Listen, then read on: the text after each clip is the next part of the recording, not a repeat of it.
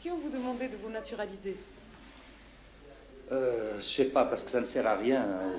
Si au moins ça me ferait une meilleure vie ou quoi, pourquoi pas? Parce que je suis pas, du point de vue de la nationalité, comme papier ou quoi, ça me gêne absolument pas. Parce que ça m'empêchera pas de garder ma culture et tout. C'est pas un papier qui va me changer. Ça ne va rien résoudre du tout, parce qu'il y a quand même des gens en face de moi et qui me verront toujours avec ma tête et tout. Ça va rien changer. Hein. C'est pas une solution. C'est peut-être une solution quand j'irai à la commune et tout, et puis après il y a le reste. Hein. La culture, on ne peut pas renier sa culture, c'est impossible. Déjà que les enfants des immigrés ont une culture coupée en deux, ils ont la culture de leurs parents, la culture que leur impose soit l'école, soit la télévision, soit la rue, tous les jours. Mais il reste quand même... du moins pour les parents, ils tiennent à leur culture et ils ont déjà beaucoup de problèmes à garder une trace de la culture vis-à-vis de leurs enfants, ce qui est un grand dégât qui est causé par l'immigration, justement. C'est l'avenir des enfants des immigrés. Et malgré qu'ils fassent ou qu'ils ne fassent pas un effort pour s'intégrer, ils auront toujours ce problème. C'est une vie gâchée en quelque sorte. Une vie, ça n'a pas de prix. Hein. Il n'y a pas de prix. On ne peut pas peser sur une balance une vie, c'est impossible. Ça, c'est impossible. Par exemple, comparer ce que rapporterait l'immigration. L'immigration ne rapporte rien du tout. Hein. Absolument rien. Ça permet de vivre peut-être un peu mieux ou quoi, mais c'est tout. Elle n'apporte rien du tout. Au contraire, je trouve qu'elle gâche la vie.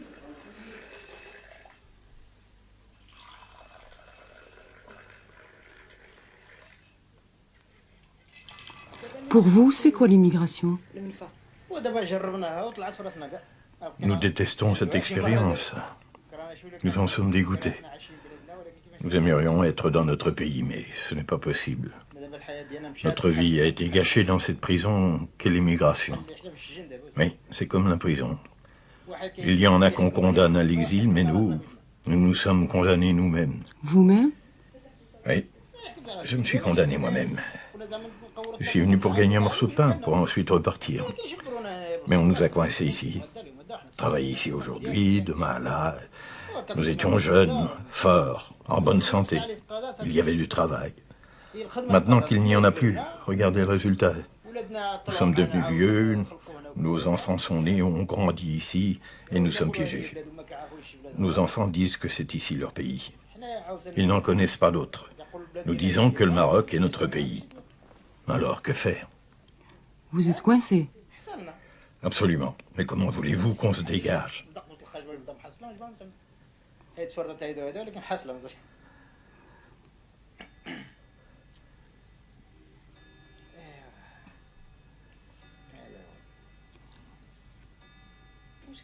Qu'espérez-vous pour vos enfants? Mais je ne peux que leur souhaiter la réussite. J'aurais aimé qu'ils soient instruits, qu'ils réussissent. Mais le résultat a été nul. On a l'habitude de dire que les enfants qui vont à l'étranger sont mieux instruits. Il y en a même qui paient pour étudier à l'étranger.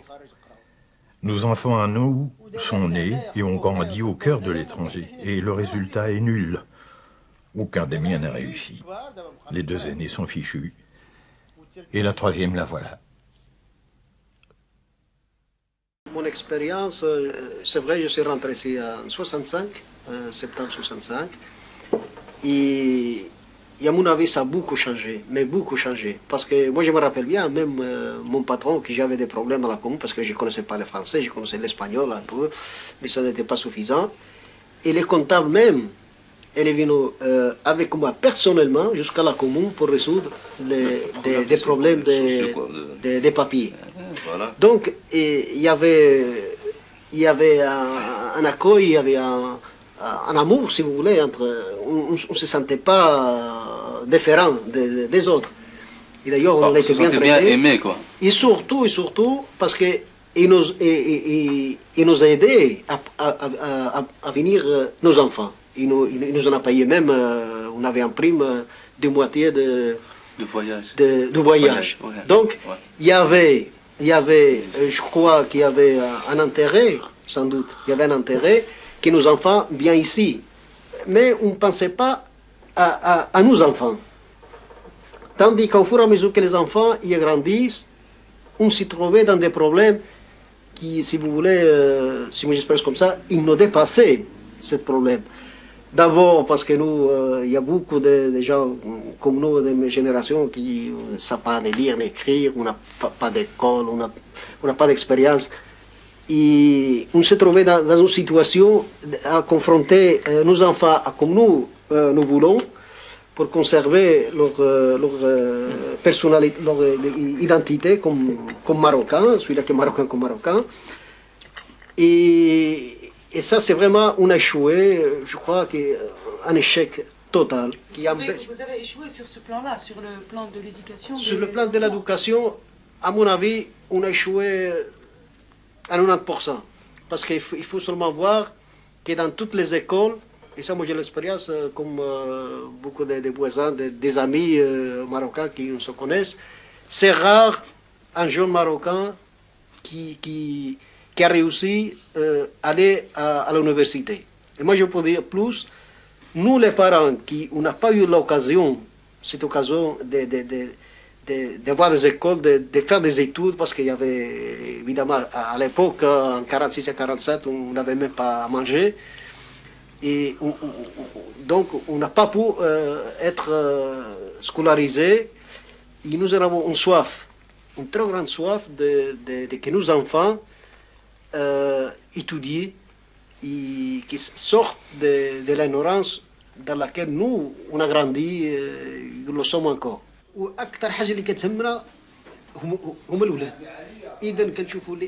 Nos enfants sont notre seule préoccupation.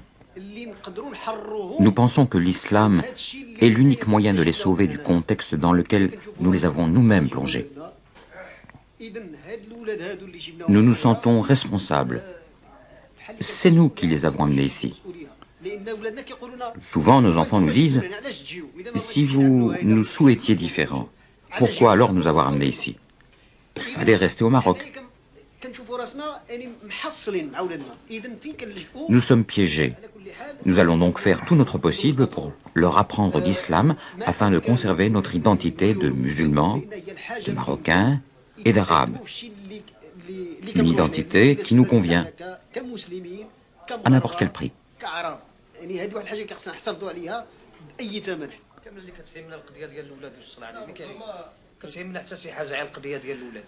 Nous ne sommes préoccupés ni par l'argent, ni par le monde matériel. Tous les matins, nous prions Dieu pour le salut de nos enfants. Rien d'autre ne nous intéresse. Ici, ils sont dans un mauvais chemin. J'ai travaillé dans un hôpital gériatrique. Et là, j'ai rencontré des vieillards, parfois riches, souvent abandonnés. J'avais de bonnes relations avec ces vieux. Un jour, l'un d'entre eux m'a dit qu'il avait de quoi acheter 10 rues. Oui, vous entendez bien, 10 rues. Et personne pour s'occuper de lui. Ses enfants l'avaient abandonné. Nous avons peur que nos enfants leur ressemblent. Eux aussi pourraient nous abandonner. Dans l'islam, ce n'est pas ainsi. Chez nous, les enfants assument leurs parents. Même si les parents sont riches, les enfants s'occupent quand même d'eux.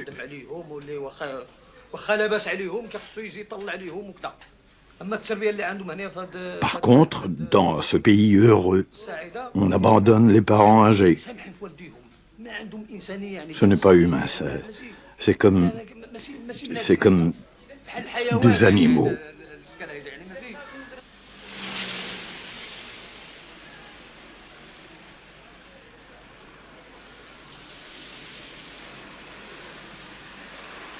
« 29 200 El Idrissi, 28 000 Valente Bouyabarem, 689 Barou, 648.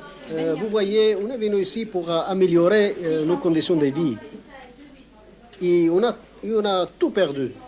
On a perdu nos enfants et beaucoup d'entre nous ont perdu la santé. Et maintenant, on a perdu notre travail.